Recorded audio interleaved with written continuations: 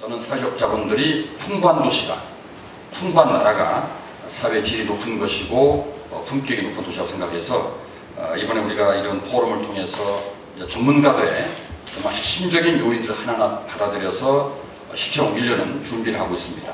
오늘 두 번째 포럼에서 우리 경희대학교의 아주 유명한 그동안 인류사회 재건 연구를 위해서 이렇게 오신 송경재 교수님께서 아주 중요한 발제해 주셔서 감사드리고, 박재묵 교수님, 존경하는 우리 박재묵 교수님께서 또 사회를 봐주시고, 또 우리 지역사회에서 활동하시는 금홍석 처장, 우리 이제 위원이죠. 또 우리 고은하 처장님, 임정규 또 회장님, 김정미 회장님께서 다 참여해서 시민사회단체 전문가들이 과연 대전의 사회적 자본을 키우기 위해서는 시민사회단체의 역할이 무엇인가에 대해서 또 말씀을 주실 거라고 생각합니다. 저는 어쨌든 대전이 어떤 도시보다도 사회적 자본에 관한 역사적 뿔도 있고, 소위 동춘당 송길 선생님 같은 분의 예학의 뿔이라든지, 또는 효덕 황씨의 우리 소위 미륵원 같은 실천 사례도 있고, 이런 것들이 오늘날 복지만두라든지 민관 협치로 이었기 때문에 사회적 자본의 여러 가지 역사적, 물질적 증거도 있기 때문에 대전은 가장 잘될 것이다, 이렇게 믿으면서 오늘 송 박사님의 발제를 듣고 한 수 배우도록 그렇게 하겠습니다. 또 참여해주신 여러분들 진심으로 고맙습니다. 감사합니다. 이처럼 사회적 자본이 대전 지역사회에서 화두가 되고 있는데, 저는 이렇게 옆에서 관찰을 해본 느낌으로는 이 사회적 자본이라는 게 학술적 연구의 주제로는 대단히 매력적인 주제입니다. 돈도 아닌 걸 자본이라고 그러면서 굉장히 중요하다고 할 수 있는 것이기 때문에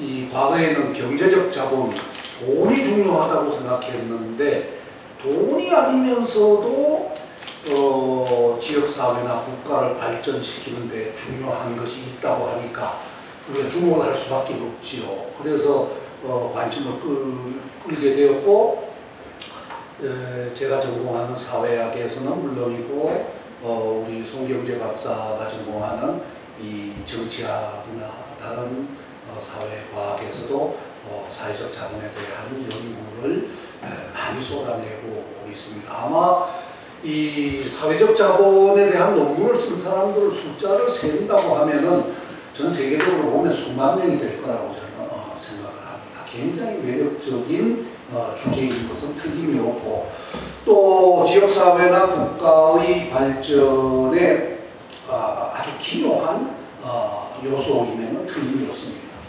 문제는 이제 이것을 정책으로 육성을 하고자 할 때 어떻게 접근을 할 것인가, 이것은 쉽지 않다고 생각을 합니다. 우리 사회학자들은 원래 이제 정책적 마인드가 좀 부족해요. 우리 이창기 원장님이 전공하시는 행정학은 이 정책적 마인드가 기본으로 이렇게 깔려 있다고 할까요? 그런데 우리 사회학 쪽에서는 그런 마인드가 좀 부족합니다. 그래서 그런지 제가 생각하기로는 이 사회적 자본을 정책화시키는 데는 여러 가지 난점들이 있을 것이다, 이렇게 이제 생각을 하고 있고, 실제로 대전시에서 이 사회적 자본과 관련해서 논의되고 있는 걸 보면은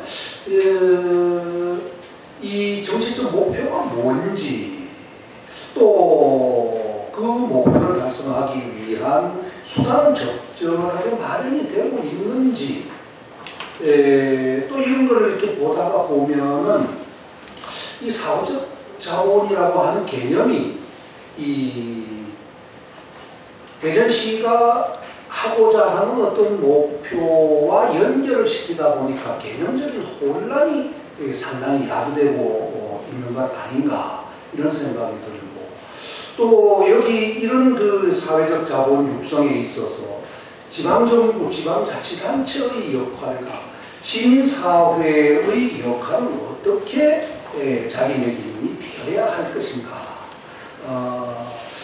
만약에 이렇게 혼란스러운 상태에서 이 산업이 계속 진행이 된다고 하면은 학술적으로도 좀 혼란을 가져오게 되겠지만 정책적인 측면에서도 여러 가지 혼선이 또 빚어질 가능성도 있겠다 이런 생각을 합니다. 그래서 오늘 1차 포럼에서는 어떻게 논의가 되었는지 모르겠습니다만 2차 포럼에서는 지금까지 대전시가 추진했던 것에 대해서 조금은 다시 되짚어보는 그런 자리가 되었으면 하는 그런 바람을 가지고 진행을 하고 싶습니다.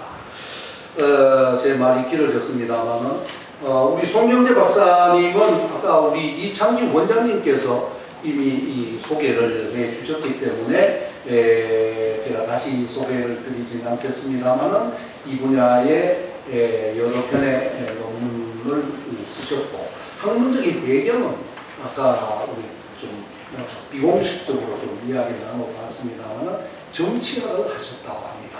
그래서 사회적 자본과 이 논문을 미리 보신 분은 아시겠지만은 시민 참여와의 관계에 대해서 경험적인 연구를 하셨고 그 경험적인 연구를 바탕으로 해서 사회적 자본 육성을 위해서 투트랙이라는 표현을 하셨는데 간단히 말씀드리면은 지방자치단체는 어떤 일을 해야 되고 또 시민사회는 어떤 일을 해야 되는가 이런 걸 결론 부분에서 논의를 하고 있는 아주 흥미로운 논문을 작성을 해서 오늘 발표를 하시게 됩니다. 시간이 많지는 않습니다. 제가 또 시간을 잡아먹고 그랬으니까 35분 정도 생각을 하시고 좀 요약해서 발표를 해주시기 바랍니다. 네, 사실 사회적 자본이라는 용어는 선거 때마다 많이 나왔고요. 최근에는 그 박근혜 대통령조차도 그 인수위 시절부터 사회적 자본 확충을 위한 노력을 해야 된다라는 그 언급을 계속하면서 어떤 그 새로운 그 성장 모멘텀으로서 이제 사회적 자본을 이제 소개한 바도 있습니다만은 사실 사회적 자본 논의는 상당히 오래전부터 나왔습니다. 특히 이제 그 1980년대 이후에 그 전 세계적인 그 연구의 열풍이 불면서 특히 지역 발전이라든가 국가 발전 그리고 사회 발전을 위한 하나의 주요한 접근법으로서 사회적 자본 연구가 되면서 많은 국제기구라든가 그 지역 조직에서 연구가 되었던 것이 사실입니다. 하지만 그런 반면에 사회적 자본은 상대적으로 그 몇 가지 그 이론적 한계도 좀 가지고 있습니다. 그런 이론적 한계가 있기 때문에 그 기존의 어떤 이론 체계들이 가지고 있었던 명확성보다는 계속 그 발전하고 있는 모델이다라고 먼저 이야기를 할 수밖에 없을 것 같습니다. 그러다 보니까 약간 혼란도 좀 있고 그 사회적 자본에 대한 그 관련된 논쟁도 몇 가지가 있는 것 같습니다. 그래서 오늘은 제가 앞부분에서는 그 사회적 자본과 관련된 약간은 학술적이지만은 좀 이렇게 꼭 우리가 한번 되짚어봐야 될 거, 구체적으로 우리가 사회적 자본은 어떤 면을 제대로 봐야 되는 것인지 이런 부분들을 좀 소개해드리고요. 뒷부분에는 제가 2010년하고 2007년하고 2010년 이제 두 차례에 걸쳐서 이제 코리아 리서치 이제 서베이를 의뢰한 자료가 있습니다. 그래가지고 한국에 있어서의 그 사회적 자본과 시민 참여의 그 인과관계, 그러니까 어떤 요인이 사회적 자본을 향상시키는가, 그렇다면 역으로 그 요인들을 어떻게 그러면은 더욱더 촉진시킬 것인가, 부족한 부분들은 어떻게 활성화시킬 것인가, 이러한 그 요인들을 이제 추적을 해보고요. 그 과정 속에서 과연 마지막 부분에 그 시민사회는 어떠한 역할을 해야 될 것이냐, 기존에 우리가 가져왔던 그 전통적인 국가, 시장, 시민사회의 역할 속에서 시민사회가 가지는 어떤 의미, 그리고 그 앞으로의 할 일에 대해서 소개를 해드리고자 합니다. 먼저 발표를 들어가면요. 크게 그 구성은 앞서도 말씀드렸습니다만 사회적 자본과 그 기존에 우리가 조금 한 번은 좀 어려울 수도 있습니다. 한 번 좀 짚어봐야 될 것들에 대해서 좀 살펴보고요. 아까 말씀드렸던 2007년과 2010년, 지금 원래 2013년에 계획이 되어 있었는데요. 조금 그게 늦어져가지고 아마 내년 초 정도에 아마 또 3차 조사가 한 번 더 들어갈 것 같습니다. 그래서 그런 그 기존의 그 동향들에 대해서 살펴보고 결론에 대신해서 시민사회 역할에 대해서 살펴보도록 하겠습니다. 자, 사회적 자본이라는 용어는 사실은 1916년에 한입판이라는 사람이 이제 사회적자본이라는 용어를 썼습니다. 하지만 이분의 용어 자체는 사회적으로 형성된 어떤 보이지 않는 것이라고 이제 규정했고 구체적으로 명확하게 정의하지 않았습니다. 하지만 사회적 자본이 체계화되면서 그 연원들을 쭉 거슬러 올라가 보면은 미국의 이제 시민사회를 분석할 때 토크빌에서부터 이제 보통 찾을 수 있습니다.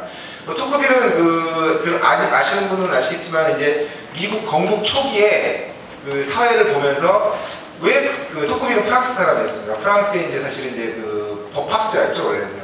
법학자였습니다만은 프랑스의 법과 미국의 법을 연구하러 갔다 보니까 야, 미국이란 나라가 이제 독립한 지 몇십 년도 되지 않았는데 상당히 건강하더라. 그 건강한 이유가 뭐냐? 라는 것을 이제 계속 몰두하게 됩니다. 이제 자신이 연구하고자 하는 법도 연구했으나마 그래서 이제 미국을 이제 또 순회를 하면서 특히 이제 초기 이제 13주죠. 뉴잉글랜드 지역을 이제 순방을 쭉 하면서 야, 미국이라는 사회가 프랑스나 유럽과는 다르게 뭔가 다른 특징이 있더라. 그 특징이 뭐냐? 첫 번째가 보니까 이상한 쟤네 저 사람들 잘 모인다.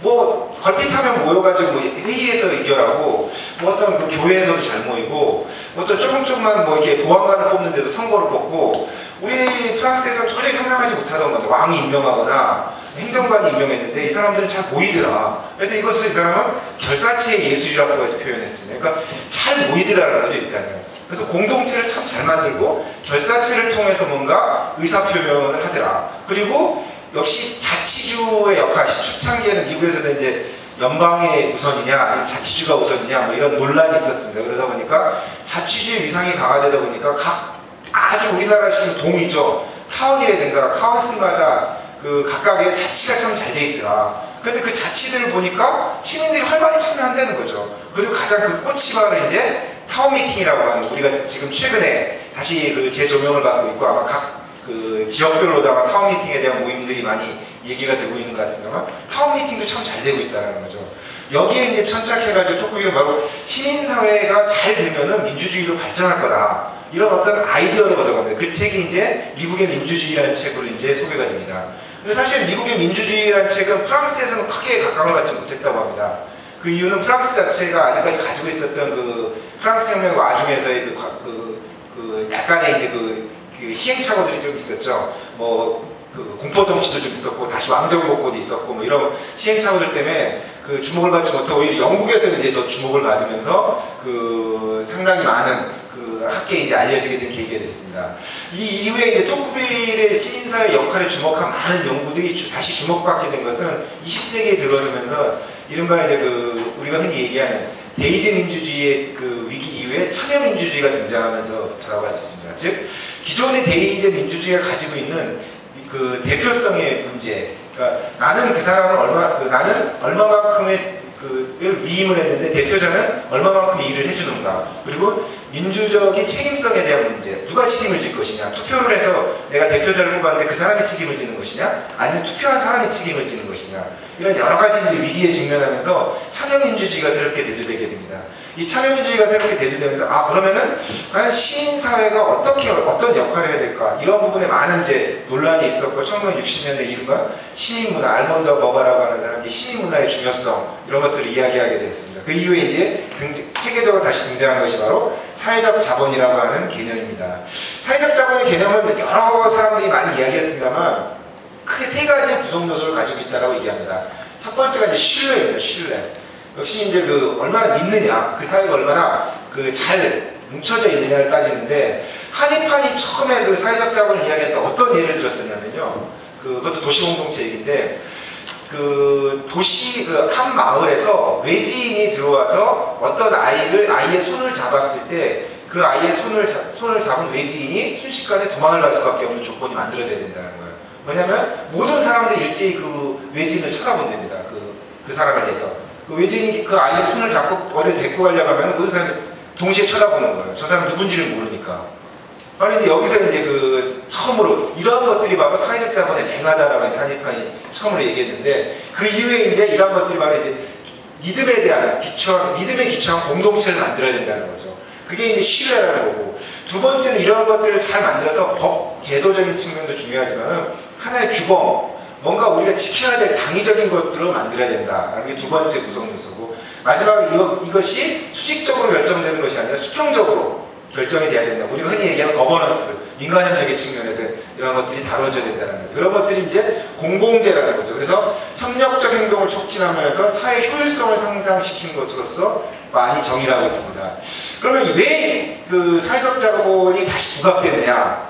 대부분 사회적 자본 연구자들은 현대 민주주의를 진단하면서 시민 참여의 쇠퇴와 사회 구성원의 다원적인 민주의식 하락, 신뢰와 호혜성의 규범 감소를 많이 우려하고 있습니다. 대표적인 학자가 이제 후쿠야마라고 하는 학자는 그 대붕괴라는 식으로까지 얘기를 합니다. 뭐냐? 사회적 자본이 붕괴하고 있다는 거, 사회적 자본이 쇠퇴하고 있어서 정말 위기다라는 것까지 얘기하고 있는데, 특히 이제 민주주의가 발전하는 미국이라든가 영국이라든가 프랑스 같은 나라에서도 시민 참여가 지속적으로 하락하고 있다. 시민단체 참여도 점점 떨어지고 투표율도 점점 하락한다는 거죠. 그래서 이 불신이 증가하면서 결국 이러한 과정이 계속되면 시민 공동체가 와해돼 버릴 거다, 해체될 거다라는 이제 경고를 하게 됩니다. 이게 이제 사회적 자본이 다시 부각되는 계기였습니다.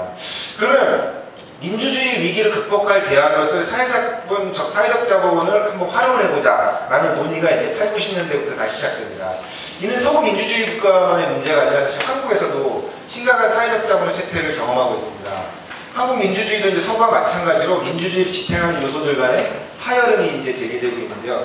예컨대 이제 선거 참여, 그리고 이제 투표율이죠. 정당의 당원이 지속적으로 이제 감소하고 있고, 제도에 대한 불신 역시 증가해서 정부와 의회에 대한 사회적 신뢰가 계속 하락하고 있습니다. 특히 이제 연구 결과에 따르면 OECD 회원국들 중에서 한국의 사회적 자본 지수는 10점 만점에 5.7점, 22위 수준입니다. 상당히 낮은 수준이죠. 때문에 이제 많은 학자들이 이를 극복하기 위한 해법 차원에서 민주주의의 가치와 규범을 확립하는 시민 참여적 정치 문화 구현을 강조하는 사회적 자본 연구가 활발하게 이제 진행되고 있습니다.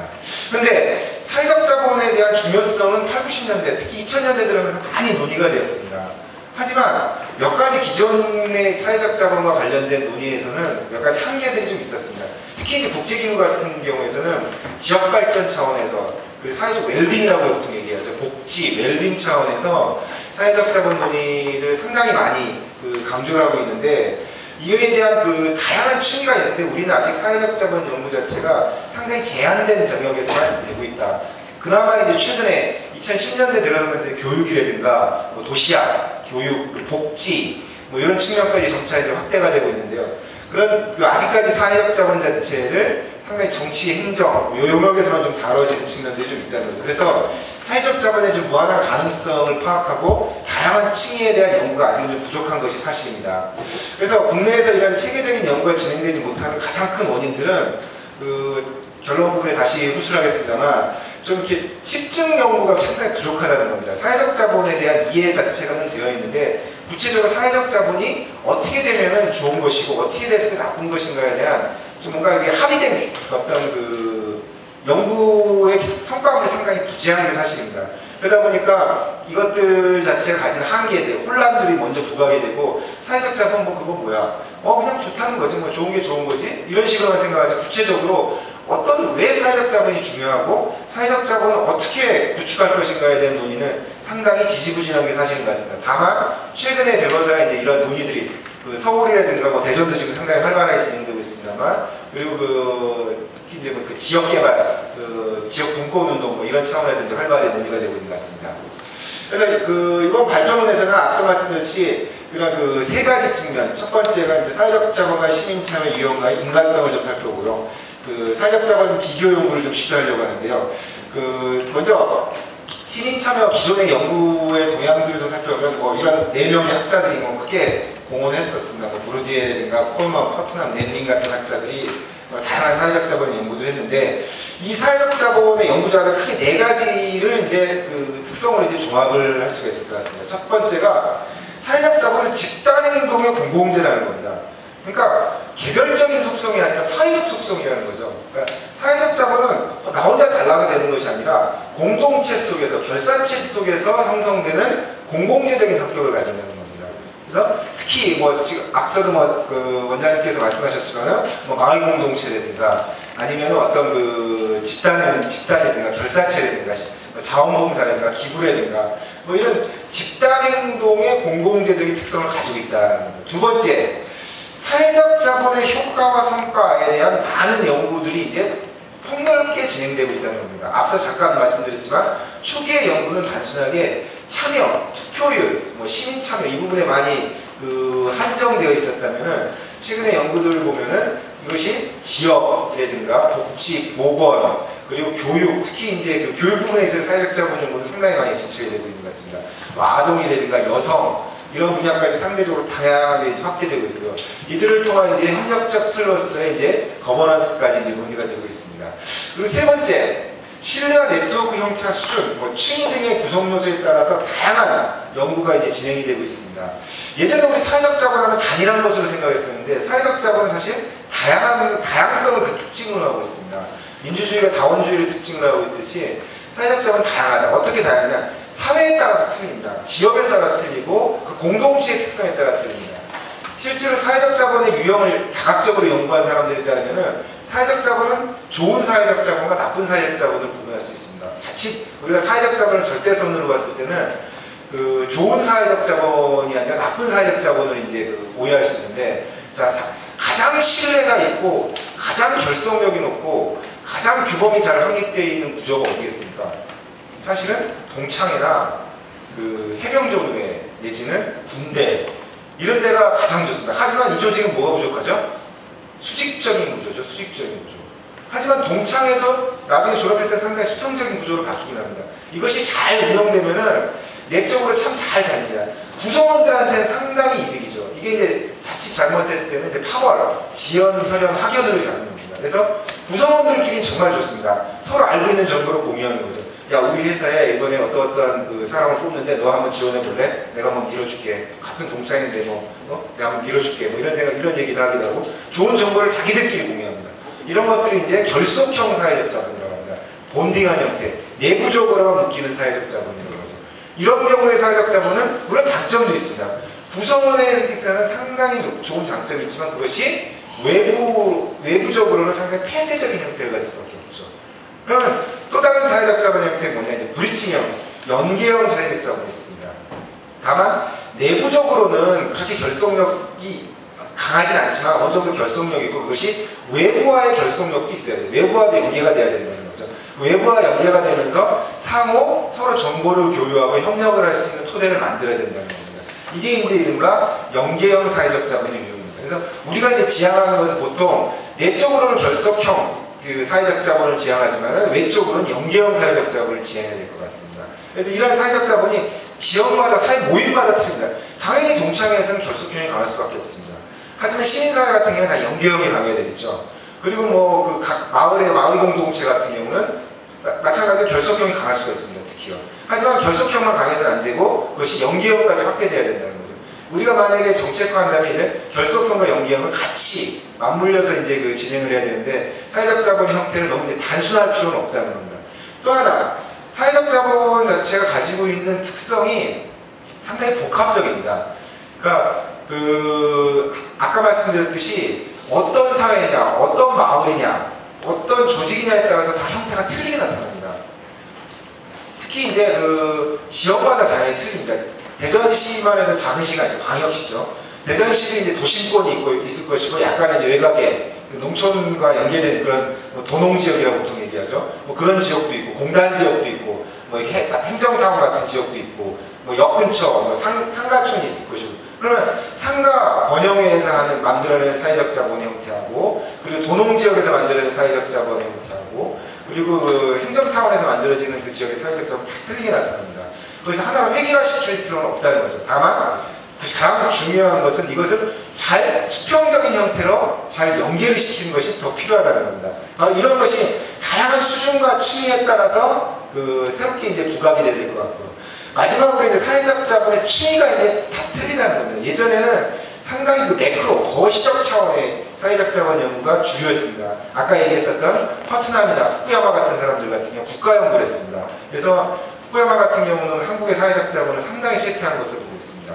그리고 뭐 본인이 이제 일본계 이민 3세이기 때문에 일본의 사회적 자본이 상당히 높다 뭐 이런 식으로 또 표현하는데만 뭐 그러니까 그때 초기에는 이제 거시적 연구들이 이제 주류였다면 이제 그 최근의 연구는 이제 중범위 연구, 광역별 연구, 최근에 이제 마이크로 아주 작은 범위 동단위에 아파트 단지 단위에 이제 사회적 자본까지 많이 연구가 되고 있습니다. 그래서 최근 연구 동향들 보면은 많이 주목하고 있는 것 중에 하나가 이제 아파트의 이제 운영위원회라든가 그리고 그 지역 단위에 있어서의 그 상가 번영회 뭐 이런 것들까지 많이 연구가 되고 있습니다. 그러니까 기존 연구보다 상당히 마이크로한 연구들이 진행되고 있는 것 같습니다. 자, 그러면 사회적 자본이 좋기만 한 거냐? 그렇지 않다라고 좀 말씀드렸습니다. 시민 참여가 활발하니까 사회적 자본이 확충된 건지 이거에 대해서 상당히 원인과 결과의 순환이라는 비판을 많이 받고 있습니다. 그래서 시민 참여 문화가 사회적 자본을 형성하는 것인지 사회적 자본의 결과로서 시민 참여 문화가 형성되는지에 대한 모호성이 상당히 존재하고 또 조건에 따라서 다르게 나타나는 결과가 있는데요. 그 어떤 상태에서 조건을 미국의 파트남 같은 경우 미국의 결사체에서 감소했다. 그래서 미국의 민주주의 위기다 라고 얘기한 바가 있습니다. 근데 통계에 잡히지 않는 결사체들이 더 늘어나고 있다는 연구도 많습니다. 그러니까 시대가 바뀌었다는 거죠. 예전에는 볼링 리그라든가 스포츠 동호회들이 많았는데 이제 학부모 모임들이 더 많아지고 있다는 겁니다. 통계에 잡히죠. 그래서 새로운 모임들이 더 많아지고 있고 특히 정보사회에서는 뭐 SNS라든가 인터넷을 통해서 새로운 모임들이 더 늘어나고 있는데 그것을 오프라인적 관점에서 볼 필요는 없다. 이런 또 비판들이 있습니다. 하지만 이런 사회적 자본의 이제 비판에도 불구하고 그 사회적 자본이 가지는 긍정성, 그리고 사회적 자본이 가지고 있는 선순환 효과는 주목을 해야 된다. 특히 이제 내인성의 문제는 모든 학자들이 다 인정을 하고 있습니다. 그러니까 시민 참여 문화가 사회적 자본을 확충하는지, 사회적 자본이 시민 참여 문화를 확대하는지 이에 대한 내인성의 문제는 있지만 분명한 건 뭐냐? 그 고리가 무엇이 되건 간에 어떤 고리를 그 핵심 고리를 더 강화시켰을 때 분명히 선순환할 수 있다는 것이죠. 그래서 우리는 선순환 효과에 대해서 많이 주목하고 있는 것 같습니다. 자, 그러면 이제 다음으로 이제 그 기존의 이론의 이제 장점과 문제점들을 살펴봤는데요. 두 번째로 살펴볼 것이 이제 2007년과 2010년에 이제 한국의 사회적 자본과 시민 참여 간의 특성과 인과성을 몇 가지 이제 간략하게 설명드렸습니다. 뭐 통계적인 분석이기 때문에 뭐 결과로서만 제가 설명을 드리도록 하겠습니다. 저는 이제 변수를 크게 많이 보지 못했습니다. 왜냐하면 이게 전화설문 조사이기 때문에요. 25개 내외를 모든 질문을 다 맞춰야 되고 이게 시민의식 전반에 걸친 조사였습니다. 그렇기 때문에 사회적 자본 요소들을 모두 넣을 수가 없었어요. 그래서 실제로 이제 그 변이를 넣으면 한 5, 6개 정도밖에 넣을 수가 없어가지고 상당히 좀 열악한 조건이었습니다만 그거에 맞게 이제 그 조사를 했습니다. 사실 이거보다 더 다양하게 사회적 자본만 조사한다면은 약 한 5, 60문항을 별도에 이제 묶어서 이제 조사를 해야겠죠. 사적 신뢰와 이제 공적 신뢰를 이제 구분했습니다. 그래서 타인식, 사적 신뢰는 일반화된 신뢰로서의 타인 신뢰를 이제 봤고요. 여기 질문은 이제 앞에 지나가는 개인은 지나가는 사람을 얼마나 신뢰하십니까? 타인에 대해서 얼마나 신뢰하십니까? 역대 정부를 얼마나 신뢰하십니까? 이런 것들을 좀 물어봤고요. 호혜성의 규범은 공동체 이익을 위해서 개인 이익을 희생할 수 있습니까? 뭐 이런 것들을 물어봤습니다. 그리고 시민 참여는 두 가지 경우를 나누는데 첫 번째는 시민단체나 기부금, 자원봉사를 포함한 비영 시민단체 활동에 얼마나 참여하느냐. 그리고 시민참여 두 번째는 정치적 목적을 실현하기 위해서 진정, 서명, 집회 등과 같은 정치지향적이고 저항행동적인 정치활동 경험이 있느냐. 이렇게 해서 이렇게 분석을 했습니다.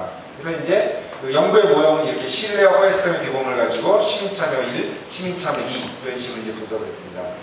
뭐 이 결과를 살펴보면 나중에 다시 한번 설명드리겠습니다만 뭐 2007년과 2010년의 결과들이 크게 다르진 않습니다. 다만 이제 조금 달라진 부분들은 전반적으로 그 비영리 시민단체 활동하는 경우일수록 그 개인을 사회 이익을, 공동체 이익을 위해서 개인이 이익을 희생하는 경우가 상당히 높다는 거예요. 그건 뭐 당연한 결과겠죠. 그러니까 실제로 그러고 그 연령은 높을수록 그리고 교육도 높을수록 교육 수준도 높을수록 이런 그 비영리 시민단체 활동도 활발하고 타인의 신뢰도도 높을수록 그렇죠? 별표가 있는 게 이제 통계적으로 유리하다는 뜻입니다. 타인의 신뢰가 높을수록 이제 시민참여들이 활성되는 거 나타났고요. 2007년에 마찬가지로 이제 이거 정치적인 활동에 대한 건데요. 정치 활동 참여는 상당히 많은 변인들이 잡히진 않았습니다. 그래서 사회 이익을 위해서 개인이 희생돼야 되느냐 뭐 이런 거하고 이제 지역 규모는 이제 대도시일수록 뭐 이런 게 좀 잡혔고요. 2010년도 역시 마찬가지로 조금 더 변인들이 좀 많이 잡혔습니다. 2010년 같은 경우는요. 비영리 시민단체 얼마나 참여하느냐 했을 때 상당히 흥미로운 것들이 여기서 이제 신뢰가 상당히 중요한 것으로 나타납니다. 그러니까 타인을 얼마나 신뢰하느냐 그리고 정부를 얼마나 신뢰하느냐에 따라서 시민단체에 참여하는 확률이 상당히 높다는 거. 그리고 성별로는 이제 여성이 참여가 상당히 높다는 거. 여기서 뭐 여성단체에서도 많이 참여하신 걸로 알고 있습니다. 여성일수록 이런 비영리 시민단체 활동에 참여가 높고, 그리고 이제 연령은 높을수록, 소득이 높을수록, 학력도 높을수록 이런 그 시민사회단체에 참여가 활발한 것으로 나타났고요. 역시 이제 그 정치적 활동 역시 이제 비슷한 경향이 나타나고 있습니다. 자, 그럼 우리가 이제 주목해서 볼 건 과연 이제 짧은 기간이지만 이제 한 번 더 조사하면 이제 한 10년 정도, 한 10년이 아니라 이제 한 8년, 7년 정도의 텀을 두고 이제 좀 조사가 될 것 같은데요. 그러니까 2007년과 2010년에는 사회적 자본 구성 요소와 이제 시민 참여 추이가 어떠한 그 차이점을 보이느냐라고 했을 때 이제 그 T-테스트라고 하는 건 평균을 비교하는 겁니다. 평균을 비교하는 건데, 먼저 사회적 자본 구성 요소를 좀 살펴보면요. 타인 신뢰가 이제 1이 매우 신뢰한다는 것입니다. 5점 척도로 이제 있는데요. 보면 2007년 조사에는 2.90인데 2010년 조사에는 2.78로 나왔습니다. 그러니까 1로 갈수록 더 신뢰한다는 뜻이니까 2010년 조사가 더 타인에 대한 신뢰도가 더 높아졌다는 이런 뜻을 이제 의미합니다. 역대 정부에 대한 신뢰도 역시 이제 매우 신뢰가 1번이니까 2007년에 3.59인데 2010년에 3.36입니다. 그러니까 역시 더 낮아졌으니까 상당히 더 신뢰한다라는 건데, 여기서 이제 주목해야 될 게 있습니다. 뭐냐? 타인의 신뢰는 중앙값 5점 척도를 했었기 때문에 3이 이제 가운데죠. 딱 중앙입니다. 근데 타인 신뢰는 3 이하로 떨어져 있습니다. 그런데 역대 정부 신뢰는 다 3 이상입니다. 그러니까 전체적으로 정부를 신뢰하지 않는데 그나마 조금 나아졌다는 거예요. 옛날에 비해서 조금 더 정부를 신뢰하고 있다라는 식으로 이제 라는 걸 해석을 할 수 있습니다. 개인 이익과 공동체 이익 중요도는 이게 상당히 큰 반전이 좀 이루어지는데요. 2007년 조사에는 2.84였습니다. 2010년에는 3.51. 공동체 이익이 훨씬 이익이 중요한 것은 좀 훨씬 더 높게 나타났습니다. 그래서 이것이 사실 이제 향후에 우리가 좀 고민해봐야 될 부분 중에 하나인데, 2007년 조사 때까지만 해도 개인의 이익이 더 중요하다라고 3위니까요. 상당히 중요하다라고 이제 본 응답이 많았었는데 2010년은 상당히 높은 수준으로 이제 뛰어오르죠. 그래서 3.51까지 올라가는데 이제 공동체 이익이 중요하다라는 것에 상당히 이제 높은 응답이 나왔습니다. 이에 따라서 이제 시민단체 참여나 정치활동 참여도 역시 이제 동등하게 시민단체 참여는 더 적극적으로, 정치활동 참여도 더 적극적으로 이렇게 참여하는 것으로 나왔습니다. 여기서 또 이제 주목해서 봐야 될 게 이제 시민단체 정치활동 참여보다 시민단체 참여를 상당히 많이 선호하고 있다는 겁니다.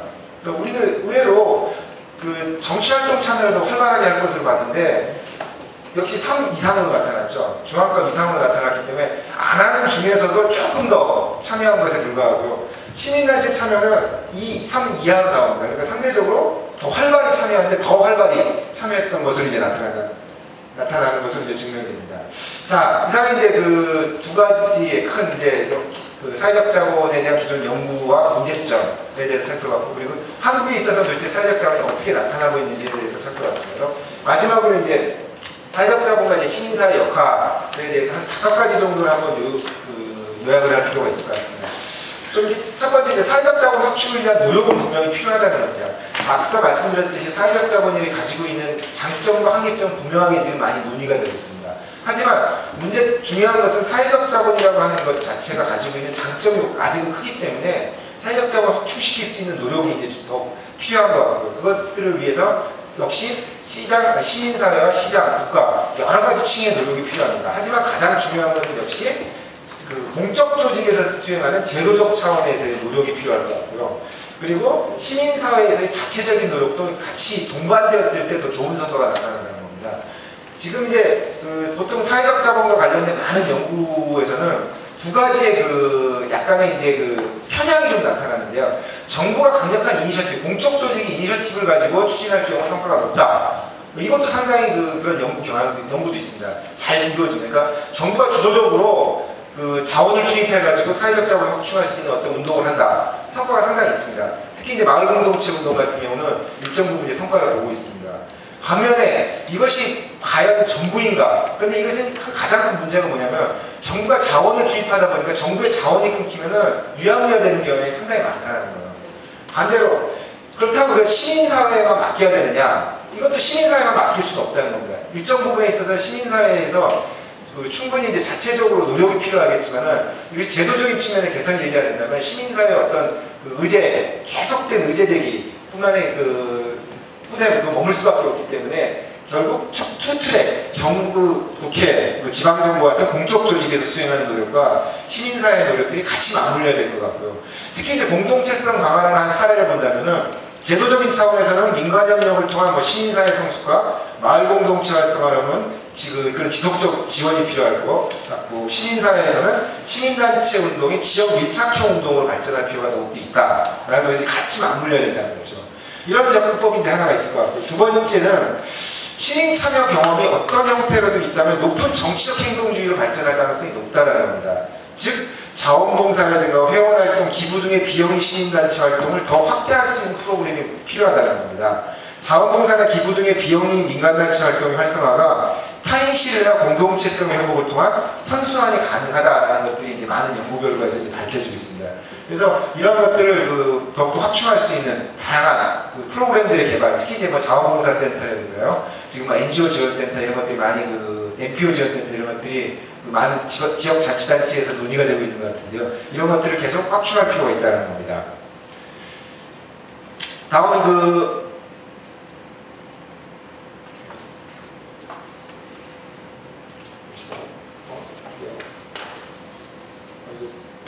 저장이 잘못된 것 같은데요. 제가 파일을 잘못 보냈나 본데요. 옛날 파일을 보냈습니다. 죄송합니다.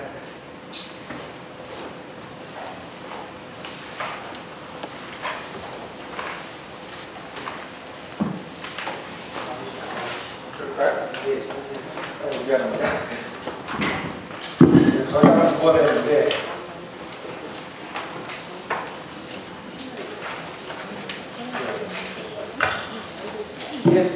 세 번째 노력은 청원, 투표, 집회 등의 시민 참여는 앞서 분석한 대로 이제 정부 신뢰와 연관되어 있음이 이제 확인될 수 있습니다. 즉 정부 신뢰가 공동체의 이익을 중요하게 생각하는데 정부에 대해 적극적인 의사표시를 하지 않는다는 것이 이제 문제가 되는 것 같습니다. 이게 이제 상당히 논란거리가 되고 있는데요. 근데 과연 정부를 신뢰하지 않는다는 것 자체가 문제이냐? 아는 학자들의 연구에 따르면 정부를 신뢰하지 않는 것이 아니라 정부로 대표되는 정부 정책을 신뢰하지 않는 것이다. 이것이 이제 등치에서 나타난 것이다라는 표현을 하고 있는데요. 그럼에도 불구하고 정부라고 하는 권위치에 대한 불만이 남아있기 때문에 앞으로 사회적 자본을 확충시키기 위해서는 가장 중요하게 고민돼야 될 부분이 바로 이제 정부 신뢰를 향상시키는, 즉 여기서 말하는 정부 신뢰를 향상시킨다는 것은 정부의 정책 신뢰도를 이제 향상시키는 것과 같다는 겁니다. 그래서 시민 참여 요구를 조금 더 반영을 해서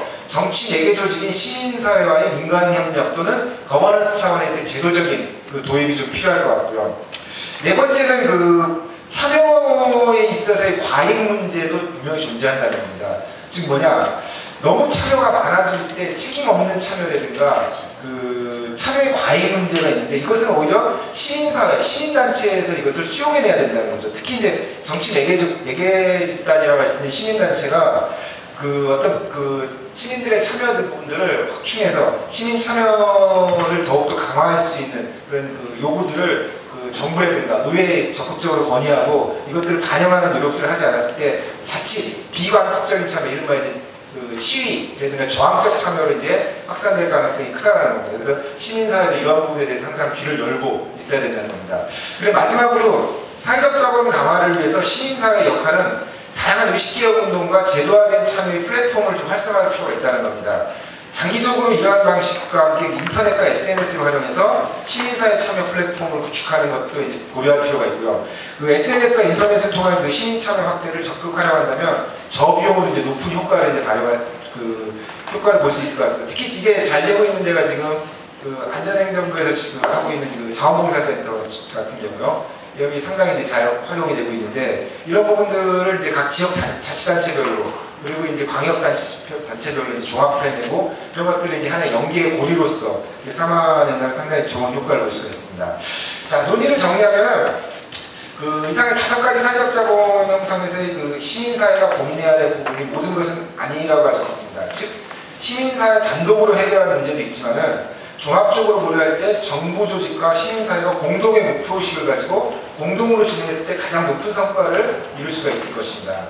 물론 시민사회의 역할이 정부 정책의 견제와 감시, 비판의 역할도 있지만 공통의 목표를 실현하기 위한 협력도 필요하고 그것이 바람직한 정부와 시민사회의 이중적인 관계라면 정부와 시민사회가 사회적 자본을 확충하고 형성시켜 민주주의 강화라든가 시민의 자발적인 참여 확대를 실현하기 위한 어떤 교집합의 영역을 찾는 것이 보다 더 중요할 것이라고 생각이 됩니다.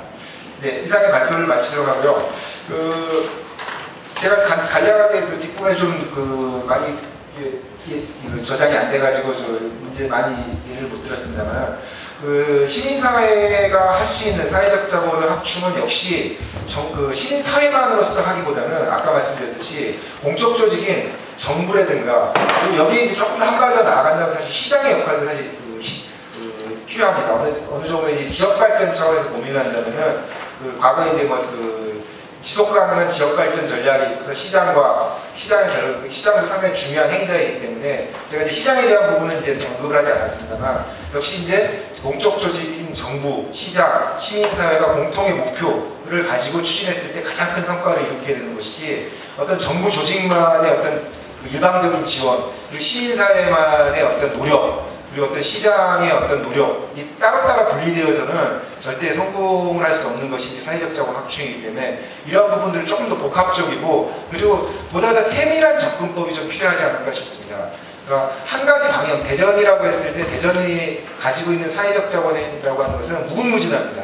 그 무궁무진한 사회적 자본의 여러 형태 중에서 특화된 어떤 지역마다 특화된 사회적 자본의 형태를 잘 살려내는 것도 사실은 어떻게 보면 그것이 진정한 지역에 지역 밀착형 사회적 자본의 하나의 새로운 모범이 될 수 있다고 생각이 되기 때문에 이런 부분에 대한 고민들을 같이 해야 될 것 같고요. 결국 그 시작은 지역에 뿌리를 내리지 않으면은 지역에서의 사회적 자본은 구축되기가 상당히 힘들다는 겁니다. 그래서 시민단체 역시 마찬가지고 지방자치단체 역시 해외 사례라든가 다양한 외부의 사례도 많이 있을 것입니다만 지역에서의 모범 사례를 먼저 발굴하고 이 모범 사례를 확산하는 그러한 정책을 폈을 때 오히려 더 좋은 성과를 많이 거두는 경우가 더 많이 있는 걸로 보여지는데 이런 부분에 대한 노력들이 같이 이루어졌으면 하겠습니다. 네, 감사합니다. 시간이 아까 주최 측에서 저에게 40분에는 끝내주셔야 합니다. 이렇게 요구를 하셨습니다. 그래서 저도 시간 관리자로서 여러 토론자분께 또 시간 제약을 또 가할 수밖에 없게 되었습니다. 그래서 7분 정도로 해서 토론을 해주시면 고맙겠습니다. 네, 저는 환경운동을 하고 있는데요. 저희한테도 당연한 과제들이 좀 있는 것 같습니다. 최근에 저성장 시대, 인구가 감소하고 있다라는 거고 인구 구성원들이 바뀌는 문제들이 좀 있는 것 같습니다. 그러니까 노인 인구들이 늘어나고 아이들이나 청년 인구들이 이제 줄어들고 있는 추세들이 있는데요. 제가 환경운동을 하면서 고민이 최근에 드는 거는 이제 미래 도시 관리에 대한 부분들이 좀 고민이 듭니다. 지금까지 도시를 보면 폐차하는 방식으로 도시가 성장을 했습니다. 계속 새로운 폐지를 개발해서 거기를 또 그쪽에 새로운 신규 도시를 만드는 방식으로 계속 개발을 했었는데요. 향후 미래의 도시를 보면 이게 이제 계속 폐차하는 방식의 도시가 더 이상 필요하지 않을 거다. 그래서 미래의 도시들은 그러니까 외부로 성장하는 방식이 아니라 저성장 시대이고 자원의 한계도 있기 때문에 더 가지 못할 거다라는 게 있고요.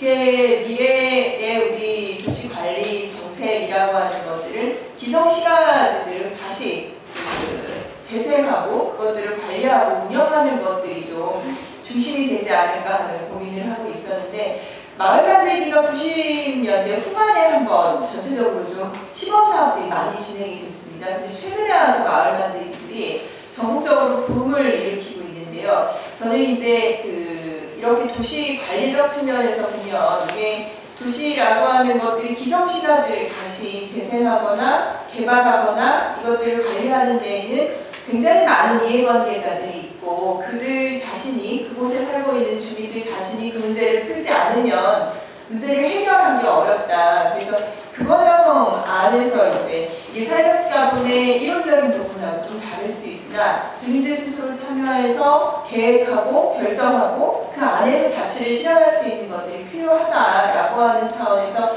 이러한 과제들은 미래에 훨씬 더 많이 요구되는 부분이 아닐까라고 하는 그 차원에서 저는 이 대전시가 사회적 자본을 이야기하고 전국적으로 마을 만들기나 최근에 추진되는 사업들이 좀 그 시민들이 굉장히 관심을 많이 가져야 하고 이것들에 좀 그 참여를 하는 것들이 필요하다라는 생각들이 좀 듭니다.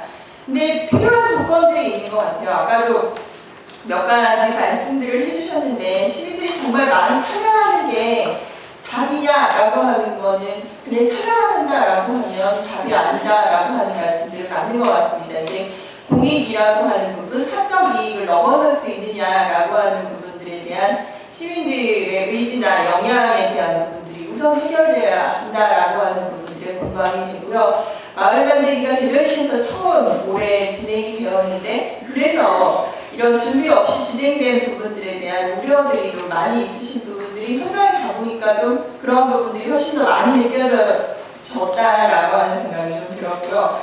그러다 보니까 그런 생각이 하나 들었고 또 하나는 이 대전시 안에서 그 대전시장이 주도적으로 이것들을 하겠다 선언하고 시작하셨는데 대전시 안에서 공직자들의 인식이나 영향은 변화가 없는 상황에서 이 사업이 추진되다 보니까 내부 안에서도 이 사업이 계속될까? 또 오래 하고 말까? 이런 거에 대한 불신들이 있다 보니까 추진하기 어려운 여러 조건들이 있는 것 같다. 그래서 공직자의 인식이나 영향 변화들이 좀 함께 가지 않으면 성공하기 어렵겠다라는 생각이 좀 들고요.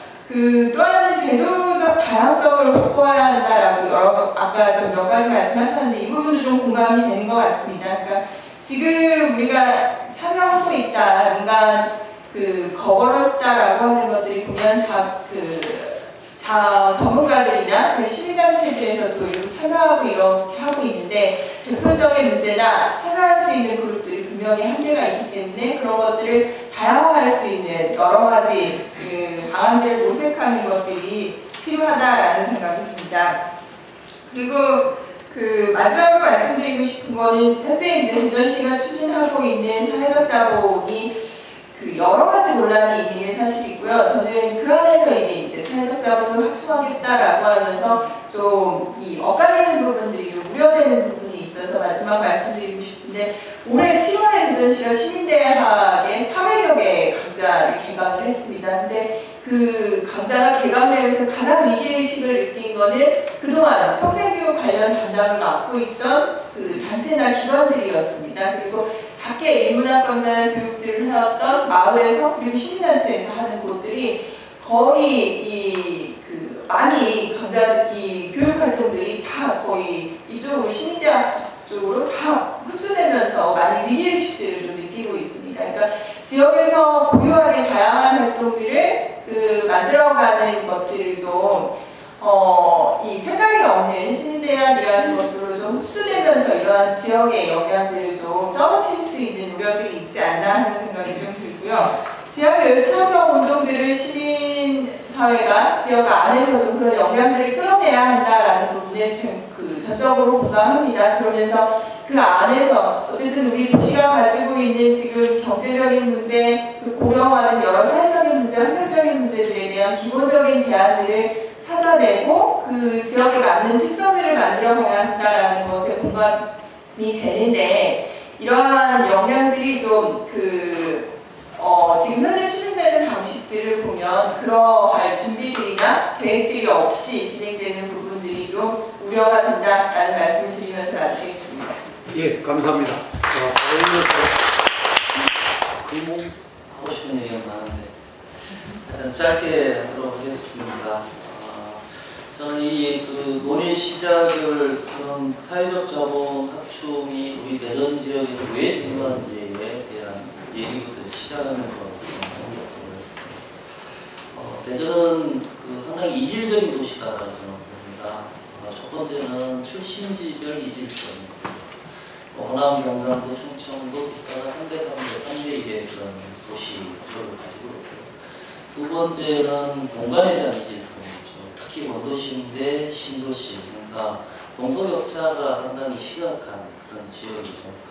또 연구단지를 중심으로 연구단지 대 비연구단지라는 그런 구도의 문제도 있습니다. 이런 이질성을 현실이고 이걸 극복하는 문제도 있다고 보고, 세 번째는 계층별 이질성도 분명히 있는 것 같습니다.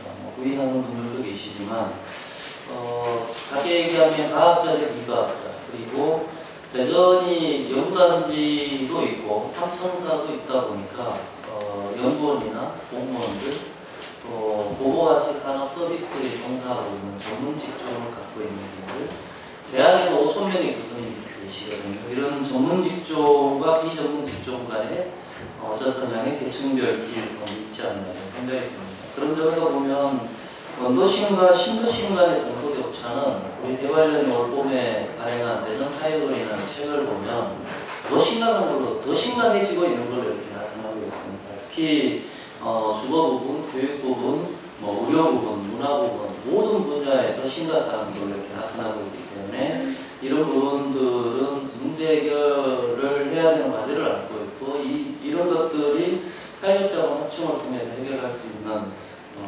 방안이 있지 않을까 생각이 들고요. 또 하나는 여론도 상당히 편중되어 있습니다. 예를 들어서 대전이 3대 3대 1대도시 구조를 가지고 있다 보니까 토기득권 세력이라는 게 별로 없습니다. 예를 들어서 가까운 청주만 가도 청주가 안 나오면 해볼 수 없는 도시거든요. 전주나 강주, 대구, 부산, 공이 마찬가지입니다. 그렇지만 대전은 저처럼 외지것도 와서 시민운동을 할 정도로 어쨌든 간에 열려있는 그런 도시 구조를 가지고 있다. 그렇지만 또 한편으로 지역 정체성이 매우 취약합니다. 우리가 얘기하는 신뢰 문제 이런 부분들도 상당히 취약할 수 있는 개연성이 있다는 거죠. 더 나아가서 지역 정체성이 부족한 만큼 또 지역 연구를 하는 집단도 거의 없습니다. 대전에 대학교 교수님 5,000명 계시다고 했는데 대구만 가도 대구 경북 지역사회 연구소 이런 데 교수님들이 한 300명씩 참여하고 그러거든요. 거기서 나오는 연구 보고서가 질적으로 전혀 안 된다를 떠나가지고 지역사회에 대한 연구가 지속적으로 이루어지고 있다는 거죠. 이거는 지역 정체성 내지 지역을 연구하는 결과물을 만들어낸다는 점에서 상당히 중요한 문제라고 보고, 그렇기 때문에 지역의 토기득권 세력의 발언력이 없는 만큼 상대적으로 저는 제가 보기에 행정관료 내지 정치 집단의 그 발언력, 영향력이 상당히 큰 도시다라는 생각이 듭니다.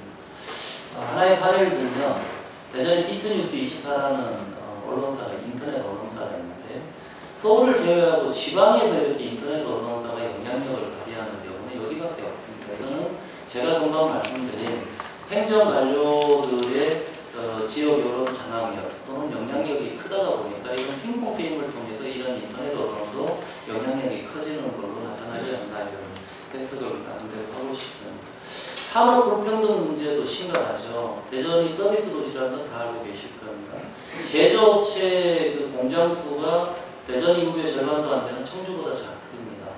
상대적으로 고부가 가치 중심의 서비스 산업 비중은 상당히 다른 도시에 비해서 높은 편이고, 더 나아가서 일반 자영업 등 서비스업에 종사하는 종사자들뿐만 아니라 그 산업 분야도 상당히 다른 도시에 비해서 높은 편입니다. 그만큼 소비도시라는 거죠. 이런 것들은 결국 1인당 지역 내 총생산은 전국 16개 시도 중에 13위인데 상대적으로 1인당 지역 소득 및 소비는 전국 평균보다 상회하고 있습니다. 이게 대전의 산업의 불평등한 구조를 적나라하게 지금 보여주고 있는 측면이 있다. 결국 이런 부분들은 지역 자금의 역외 유출을 최소화하고 지방의 중추 거점 도시로서 대전의 위상을 좀 강화하기 위한 노력들, 더 나아가서 연구단지를 기반으로 하는 고부가 가치 산업을 활성화하기 위한 노력들을 해야 됩니다. 예를 들어서 회계, 법률 이런 주요한 고부가 가치 서비스 산업이 대부분 수도권을 의존하고 있다는 것은 이런 부분도 우리가 극복해야 되는 과제가 있지 않나 생각이 듭니다. 물론 상대적으로 취약한 재래시장이나 영세 자영업 이런 것들을 자립을 활성화하기 위한 노력도 지속적으로 할 필요가 있다 이런 생각이 듭니다. 또 하나 언급하면 지방 정치, 지방 행정 부분에 대한 언급도 좀 하고 싶은데 최근 몇 년 사이에 보면 전현직 시장 간의 갈등이 노골화되고 있고, 물론 일반 시민들 잘 모르는 부분들도 있겠지만 구청장과 시장 간의 갈등도 있고 또 행정부와 정치권 간의 갈등도 최근 가학 갈등도 보면 말이 좀 격하게 나올 정도로 갈등이 심화되고 있거든요. 이거는 저는 지방자치, 지방정치 내 갈등과 규모의 지방자치, 지방정치가 난무하고 있다고 평가하고 싶고 이거를 토론하고 협력하는 거버넌스형 지방자치 체제로 바꿔야 된다고 저는 생각이 듭니다. 이것도 우리가 사회적 자본을 얘기할 때 상당히 중요한 부분이지 않나 이런 생각이 들고요. 결국 이런 이질적인 우리 지역 특성을 극복하기 위한 노력이 다방면으로 이루어져야 된다고. 저는 가장 마지막으로 강조하고 싶은 것은 상호 강제할 수 있는 법제도가 있어야 된다고 보고요. 심지어 책임까지도 강제해야 된다고 봅니다. 이런 시스템이 없다면 저는 뭐 몇몇에 의한 의지에 의해서 이런 사회적 자본이 확충된다는 불가능할 거라고 보고 지속성도 담보하기 어려울 거라고 그런 점에서 우리 지역 특성에 맞는 사회적 자본을 어떻게 합충하고 어떻게 활성화할 거냐라는 걸 좀 더 앞으로도 관심 갖고 깊이 고민할 필요가 있지 않나 생각이 듭니다. 이상입니다. 예, 감사합니다. 시간을 아주 잘 절약해 주셨습니다. 저 역시도 그 서구의회에서 모니터를 하고 있는데요. 제가 우리 서구 모니터는 그 뭐 강한 심의나 뭐 이런 걸 하는 게 아니고 잔잔한 모니터를 하면서 그걸 서구의회나 아니면은 대전의회나 그런데 그 정책에 대한 반영을 할 수 있도록 그 우리가 조언을 하는 정도거든요. 그리고 그 우리가 그 모니터를 하다 보면은 그 정책이라든지 이런 걸 막 과격하게 하는 사람들도 많이 있잖아요. 그게 정책이 반영이 될 경우도 있고 안 되는 경우도 있는데 그게 결코 잘 되는 경우도 있지만 그렇지 않은 경우도 제가 많이 봤습니다. 그렇기 때문에 그 우리들의 시민들의 역할은 그 꼭 뭐 과격하게 하는 것보다는 그 잔잔하게 하는 게 좋을 것 같고요. 또 우리가 가진 자본을 그 개인적이나 이 자본을 계속 확충만 하지 사회에 환원을 안 한다면은 그것은 조금은 모순이라고 생각하고 그 우리가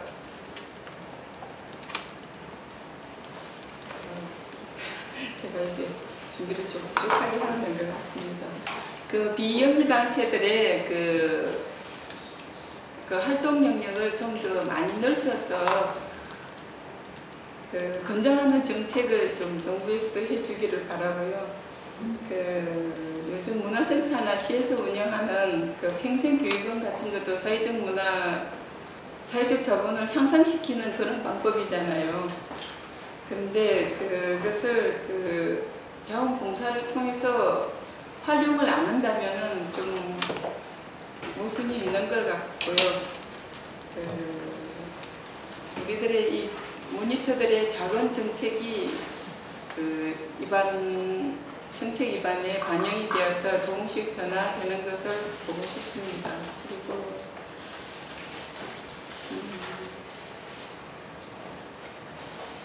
한 예로 이제 그 우리 그 시민단체들이 그 아까도 우리 금홍수 의원님하고 말씀을 드렸지만은 그 서구의회는 시민단체들이 와서 해외 공무유행 심사라는 게 있습니다. 그런 게 있는데 그 우리가 그 공무 심사를 하면서 그분들이 뭐 공무유행 심사를 하는 과정에서 살펴보면은 그게 여행인지 아니면은 공무인지 모를 정도의 그런 애매모호한 그런 규정으로 우리를 심사를 의뢰를 하는 경우가 있었는데 우리 심사위원들이 이것은 공무가 아니고 그냥 일반 수준의 여행이다라고 느껴서 못 가게 한 적도 있거든요. 그런 게 이제 시민단체들의 힘이 조금씩 커져서 그게 정책에 반영이 된다면은 그것은 그 공익으로 그 반영이 됐다고 봅니다.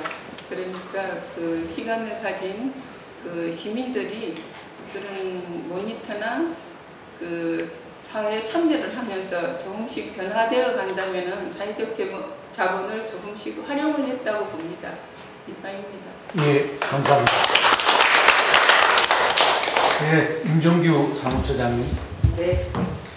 그 제1자본이 경제적 자본이고요. 2자본이 문화적 자본이고 3자본이 사회적 자본이라고 봤어요. 신문을 통해서. 마지막 자본이 최근에 이제 매력 자본까지 나오더라고요. 그래서 매력 자본이 뭘까? 인간의 내면이나 어떤 깊은 성찰을 갖고 할 줄 알았더니 이것이 잘못 자칫 간다라면은 겉모습을 열심히 꾸미는, 이미 10년 전에는 쌍수를 들어보셨죠? 쌍꺼풀 수술을 하는 것은 낯설었지만 이미 쌍꺼풀 수술은 당연한 그 화장과 같은 대여와 같은 여성에게 적용되는 그런 것들보다는, 네, 아무튼 이제 뭐 앞에 그냥 이런 얘기 드리고요. 왜냐하면 경제적 자본은 남성 중심의 어떤 돈을 중심으로 하는 가치의 그 맥락과 비슷한 것 같아요. 그런데 지금 이야기하는 사회적 자본은 관계를 이야기하고 신뢰를 이야기하고 있다는 거죠. 그것은 실제 그 21세기가 수평적인 네트워크로 지향하는 흐름의 그 시대론하고도 연결이 된다고 보는 거고, 관계라는 것은 실제 여성성에 더 가깝게 우리가 느끼고 있었다는 부분입니다.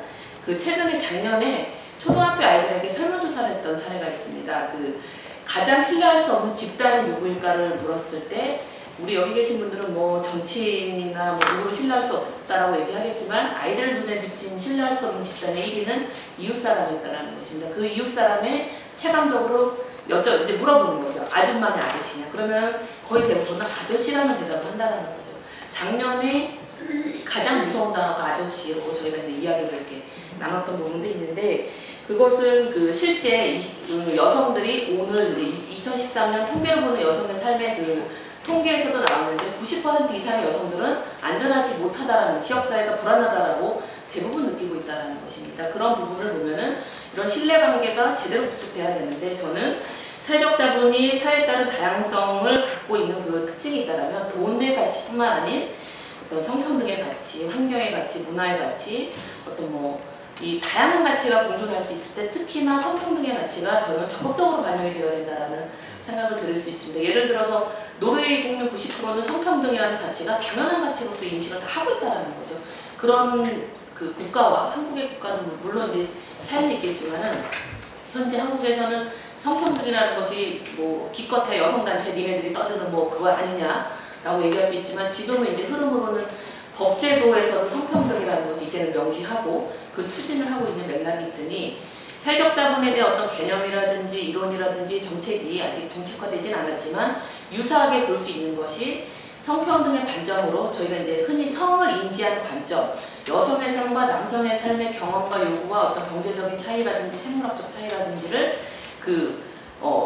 인정한 토대를 갖고 있는 관점으로 정책을 보자라는 얘기를 합니다. 그것을 성인지 정책이라고 이야기하는데요. 저는 사회적 자본이 성인지 정책과도 유사하게 볼 수 있겠다라는 생각입니다. 왜냐하면 지역사회는 지금 대부분 여성이 움직이고 있고요. 남성의 부재가 지금 심각하게 나타나고 있는 거고, 남성 중심대 남성이 없는 지역사회라는 거죠. 그러다 보니까 사회적 자본의 좋은 마을 만들기를 하는데 여성의 참여는 여전히 역할을 고정화시키는 것이라든지 헌신, 희생, 뭐 당연하게 어떤 뭐 저임금 그런 거 요구되지 않을까라는 생각도 들고요. 이제 여성의 어떤 삶에 대한 경험을 많이 보면서 우리가 사회적 자본 이야기를 하면 좋겠다라는 거고요. 실제 그 남성의 장시간 근로 시간이 줄어들고 여성의 경제활동이 올라가면서의 사회 참여 속에서의 사회적 자본이 형성이 되면 좋겠는데, 20년 전에 비해서 지금 우리나라 여성들의 교육열은요 20배, 40배 이상 늘어났어요. 그런데 경제활동은 2.2%밖에 안 늘어났어요. 이 경제활동이 안 올라가는 부분에서 여성들이 지역에 많이 활동할 수밖에 없는 것인데, 그 역할에 대한 것도 우리가 좀 면밀히 보면 좋겠다라는 그런 말씀드리고요. 최근에 대전시가 그 좋은 말 만들기 그 사례 사업을 추진하는 것에 대해서도 성별 통계를 내는 것, 또는 연령이나 계층에 대한 그런 복합적인 통계를 꼭 생산을 해야 된다는 것을 저는 이제 사회적 자본에 대한 대전시 정책 추진의 뭐 성인지 관점으로 분석, 그런 것을 좀 이렇게 제안 말씀드렸으면 좋겠고요.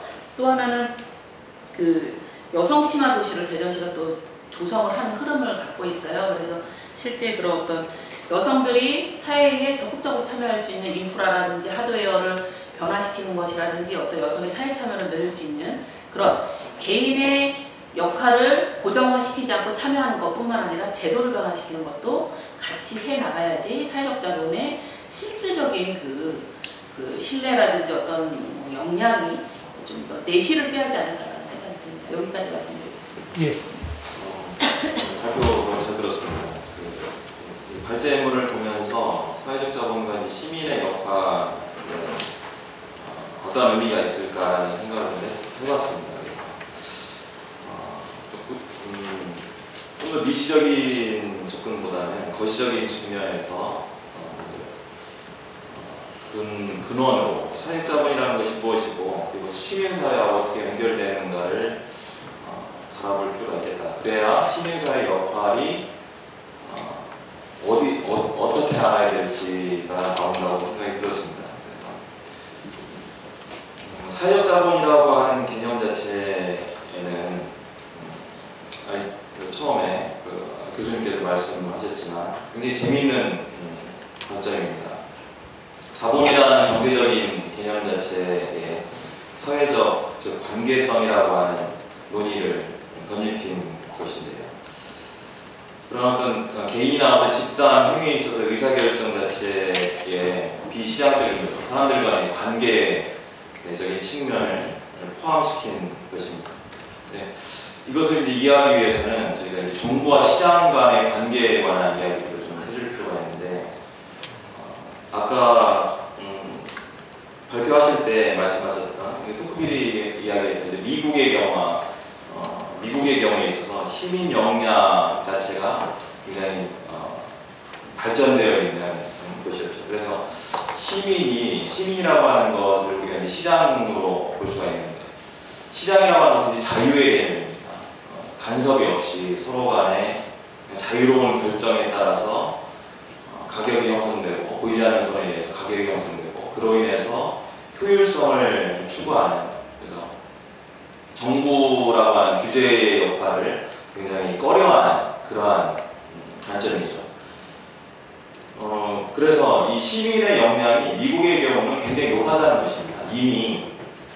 그래서 자생적인 질서가 이미 형성되어 있었고, 시민의 역량이 높았기 때문에 그러한 시민의 역량이 정부의 개입으로 가는, 물론 이제 시장의 실패로 인해서 정부의 규제의 어떤 개입에 정당성을 이제 부여하게 되는 그러한 요인이 되긴 하지만 좀 더 다른 접근이라는 것입니다. 우리나라 같은 경우에는 시민사회 역량이 굉장히 짧다는 것입니다.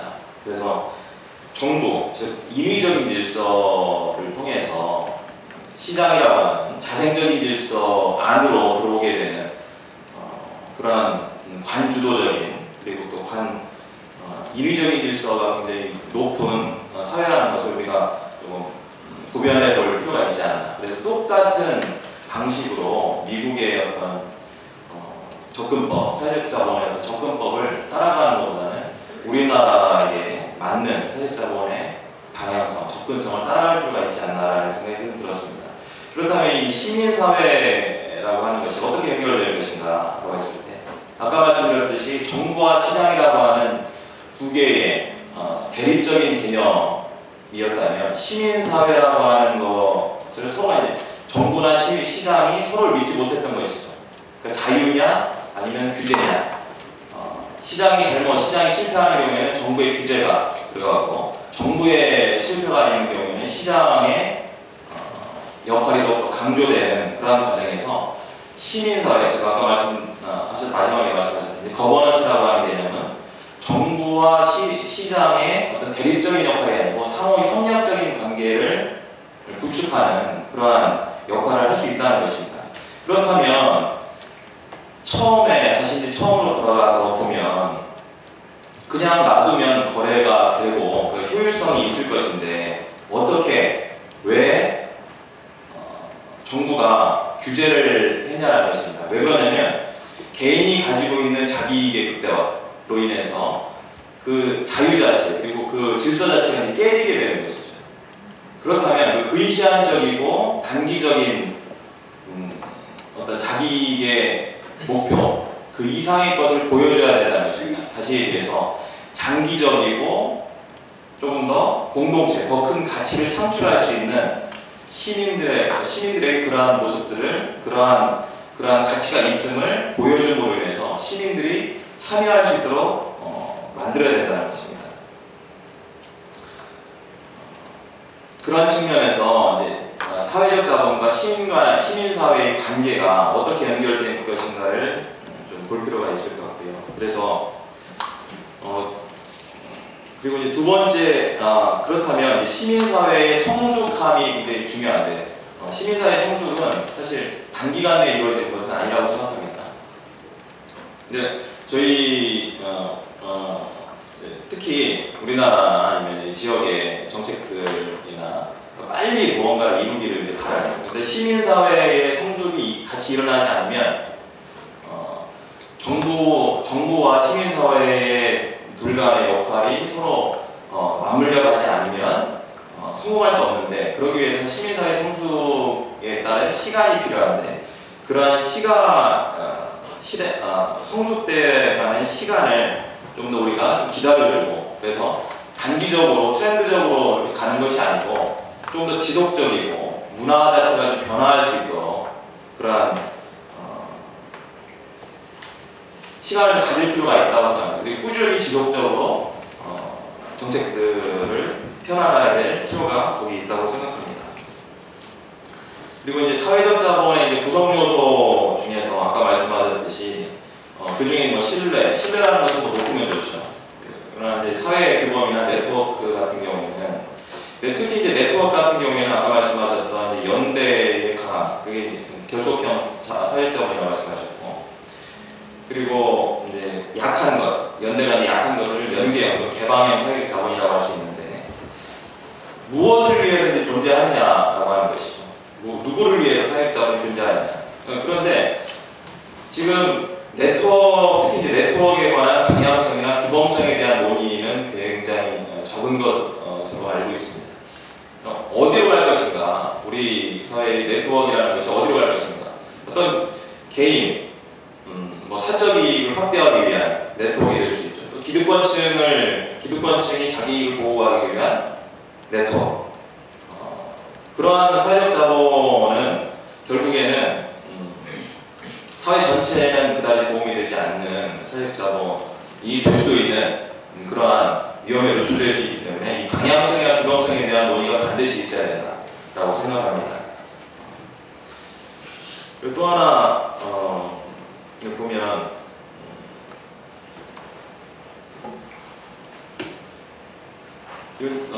연구에 있어서에 대한 말씀 좀 드리면, 아까 말씀하셨듯이 정부에 대한 예를 들어서 그 단위 자체, 어느 단위로 할 것인가가 굉장히 중요한데, 국가적인 차원의 단위 또는 지역 차원의 단위 또는 동네, 지역구에 따른 단위들, 그에 따라서 논의 자체, 또 중요 요소들이 다 다르게 들어갈 것이라고 생각합니다. 그러한 논의들이 반드시 있어야 될 것 같고, 그에 따라서 지표나 또 측정 도구나 중요도, 이러한 연구들이 반드시 필요하다고 생각합니다. 예를 들어서 정부에 대한 신뢰 같은 경우에도 어떤 정부인가, 중앙정부인지, 지방정부 중에서도 광역시인지 아니면 자치구인지 동사무소인지, 이러한 논의들이 반드시 있어야 될 것이라고 생각하고, 또 저는 이제 너무 사회적 자본이라고 하는 시간이 좀 많이 흘러가네요. 사회적 자본이라고 하는 것이 여기저기에서 오히려 많이 쓰이고 있는 것이 아닌가. 귀에 걸면 귀걸이고 코에 걸면 코걸이가 될 가능성이 높은 그러한 다차원적인 개념을 포함하고 있기 때문에 그러한 측면들이 있는데, 오히려 조금 더 조직 또는 집단 아니면 개인적인 차원에서의 사회적 자본에 대한 정의 또는 개념에 대한 논의가 조금 더 필요하지 않나라는 생각이 들었습니다. 마지막으로 한 가지만 더 말씀드리면, 아까 재밌었던 과제문 중에 재밌었던 것이 학력과 연령이 낮은 계층의 참여가 낮다라고 하는 유의미하게 결과가 나왔습니다. 그렇다면 반대로 학력과 연령이 낮은 계층의 참여를 어떻게 유도할 것인가에 대한 논의가 분명히 있어야 될 것이라고 생각합니다. 그리고 또 하나는 또 재밌게 봤던 것 중에 하나는 정부의 신뢰, 물론 이제 2010년도에 나온 결과물에 정부의 신뢰가 유의미하게 나왔지만 개인 수준의 신뢰가 2010년도의 결과물에 보면 더욱더 더 높은 시민 참여의 역할에 더욱더 큰 유의미한 연관성이 있다고 나왔습니다. 그렇다면 이것을로만 봐도 시민사회의 역할이 어느 정도 중요한지, 물론 정부의 역할도 중요하지만 시민사회에서의 역할도 훨씬 더 중요하다는 어떤 이야기를 하고 있는 것 같습니다. 이상으로 마쳤습니다. 예. 제가 생각하지 못했던 부분도 몇 가지 있었던 것 같습니다. 먼저 고은하 선생님께서 아주 중요한 지적인데 사실은 제가 빠뜨렸는데 공직자, 그러니까 실제로 이제 준비하는 사람, 실무자들의 사회적 자본에 대한 이해가 상당히 중요하거든요. 근데 이것이 이제 통일되어 있지 못하다 보면은 상급기관의 어떤 명을 전달하는 기능밖에 하지 못하기 때문에 좀 이렇게 다양한 사회적 자본의 어떤 요소들을 추출해낼 수가 없는 거죠. 그래서 사실 모든 정책도 마찬가지지만 먼저 공직자들이 이거에 대한 이해가 충실도가 높아야 된다는 건 저도 분명한 것 같고요. 그리고 또 임정규 선생님께서 얘기하신 저도 상당히 동감합니다. 사회적 자본의 여성에 대한 문제, 지역사회가 안전하지 못하다고 하는 게 있어서 가장 큰 문제인데, 사실 이 부분들이 보통 최근에 지금 많이 그러니까 사회적 자본과 젠더와의 관계가 많이 연구하거든요. 근데 상당히 미묘한 연구 결과들이 나오는데 여성들이 상당히 피해자적인 형태로 많이 나타나요. 사회적 자본이 확충이 되는데 사실 이용당하는 거죠. 이제 아까 말씀 자원봉사의 대상으로 되거나 뭐 기부나 뭐 이런 데 되고 남자들은 그냥 돈만 내고 뭐 이러다 보니까 이게 과연 어느 게 좋은 거냐. 사실 둘 다 높아지는데, 그래서 이런 부분에 대해서 분명히 평가가 좀 필요하고, 과연 돈을 내는 게 다냐 아니면 실제 활동하는 게 다냐, 뭐 이거에 대해서 좀 나눠봐야 될 것 같다는 생각이 좀 분명히 듭니다. 그것도 한 가지 중요한 것이었는데 제가 빠뜨렸고요. 마지막에 김동기 선생님이 지적해 주신 부분도 저도 시민사회 성숙함이 단기적인 과제는 아니라는데 저도 아주 공감하고, 실제로 1987년 이후에 이제 민주화가 된 이유가 상당히 역사가 짧기 때문에 이는 장기적으로 우리가 좀 고려될 건 분명한데, 조금 더 중요한 지점인데, 과연 학력과 연령이 낮은 계층을 참여를 어떻게 유도할 거냐. 사실 이게 이 논문의 사실 몇 가지 핵심 결론 중에 하나였었는데, 사실 이것들이 여러 가지 대안이 있었습니다. 시민학교도 있을 수 있고, 시민단체 참여로 활성화한다든가, 아니면 여러 가지 방안들이 있습니다만, 그런 것들에 대한 노력들이 좀 필요할 것 같고요. 그리고 특히 개인 간의 신뢰, 타인 신뢰가 사회 참여에 상당히 중요하다는 것은 아까 말씀드렸듯이 시민사회에 있어서 활동들을 어떻게 하면 열게 해줄 것이냐, 그런 것들도 고민을 같이 해야 될 것 같습니다. 간단하게 말씀드렸습니다.